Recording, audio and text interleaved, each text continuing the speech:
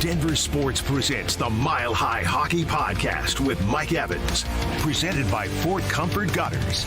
Now here's your host with the latest on the Burgundy and Blue, Mike Evans. Hey everybody, welcome in. Here we go. Playoff hockey, nothing better as the Avalanche wrap up the regular season.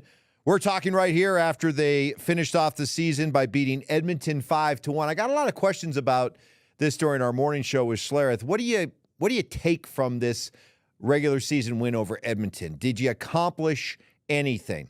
At first glance, no, right? Edmonton didn't play any of their top guys, had kind of a feeling of a juiced up preseason game. But I still think there's something to be gained from a performance like that.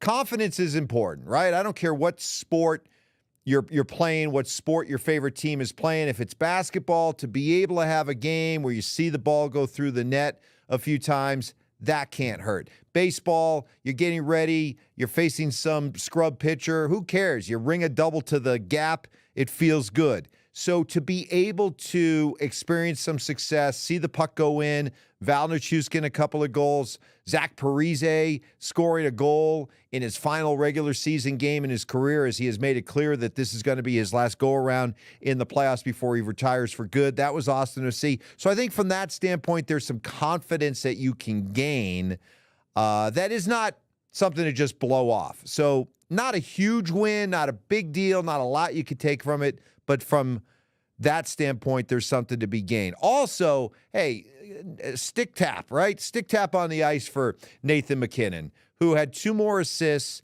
He gets to 140 points. Just that number itself, by itself, 140 points in a season. Wow. But also now a franchise record for the Nordique Avalanche franchise, the old record set by Peter Stastny way back in 1981-82 season. Record stands for a long, long time, 139 points. McKinnon surpasses it with 140, which should be the bow on top, right? The culmination of an MVP season. It's not a homer pick here. It's not me saying Nathan McKinnon here in Colorado, and if I was doing a show somewhere else, I'd say that person should be. No, I'd like to think that even if I was doing a hockey podcast in another hockey city, I'd be able to recognize that Nathan McKinnon is deserves the Hart Trophy for the MVP. I think part of it not only is the numbers. I thought there was a great statistic that was put forth by the Avalanche PR department that McKinnon led the league and in fact had the most even strength points, 92 out of his 140, the most even strength points since Jaromir Jagr for the Penguins back in the mid-90s.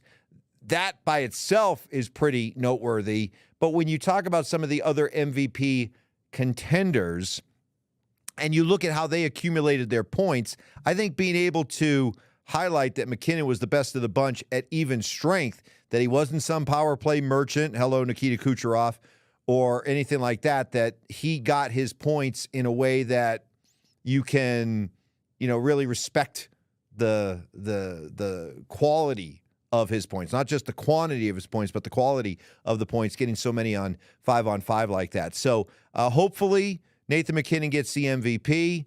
I think it's deserved. He deserves it. And, you look at what he did this year, and I talked about this on the podcast earlier this week, just the fact that this deep into his career, that this guy's not satisfied, that this guy still went out and is trying to grow and evolve his game to the point where he becomes a legitimate 200-foot player, somebody who's really good on the back check, somebody who's good defensively, somebody who's good at the faceoff dot, and the assists. This is a guy who prior to these last 2 years was kind of living in a comfortable 50 to 55, 57 assists per season. These last 2 years, they've jumped up to 69 and then 89 assists this season. That just shows incredible growth to his game, really expanding his game, and I think he needs to be saluted for that. So the Avalanche now go into the playoffs, and now the matchup with Winnipeg. So now we have the matchup. It's here. We know the schedule, and we can really dive into this matchup. And I was looking back at the 3 losses for the Avs against Winnipeg this year. 3 losses, outscored 17-4. Just looking for some numbers that stand out. 2 things jump out at me. One was the number of takeaways in the 3 games. If you look at the difference, it was like 30-13. Avs, too many takeaways, 30 takeaways or giveaways for the Avalanche versus only 13 for Winnipeg. That's a big number. And you see that number, the giveaways, you see the number in the 3 losses, and then you think about the commentary of guys like Jared Bednar, even some of the players, McKinnon, Devon Toews have been talking a lot about this over the second half of the season, and that is cutting down the mistakes, cutting down the turnovers, cutting down the giveaways, especially in your own defensive zone. That's led to a lot of problems. I know that for a lot of the fans out there, the focus is on the goaltending, and Alexander Georgiev is already being set up as the scapegoat if the Avalanche falls short in the playoffs. And make no mistake, Georgiev has to be better.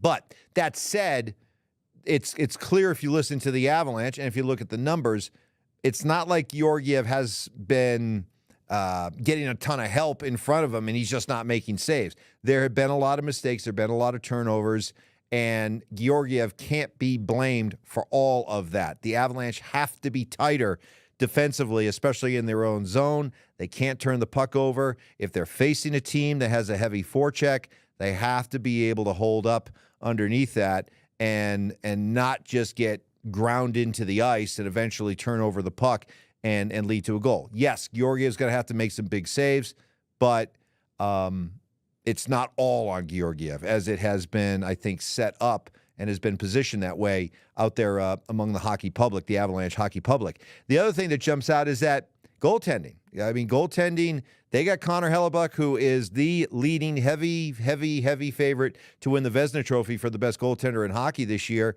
And the Avalanche have, well, you know what the Avalanche have. We have a lot of question marks about what they have in goal. So big advantage for Winnipeg in goal. That's a big advantage for Winnipeg. The discipline, the mistake-prone nature of the two teams during the regular season, big advantage for Winnipeg. This is one of those things where I think that if we would be honest with ourselves as Avalanche fans or followers, observers of the Avalanche, that if we weren't sitting right here in Denver getting ready to cheer on the Avalanche in the playoffs, we'd probably be pretty skeptical about the Avs' chances. How could you not? The team they're playing, they went 0-3 against, getting outscored 17-4, and they don't have home ice. And by the way, that team that you're playing finished the regular season with an 8-game winning streak. Common conventional wisdom would say the Avalanche are in some trouble, right?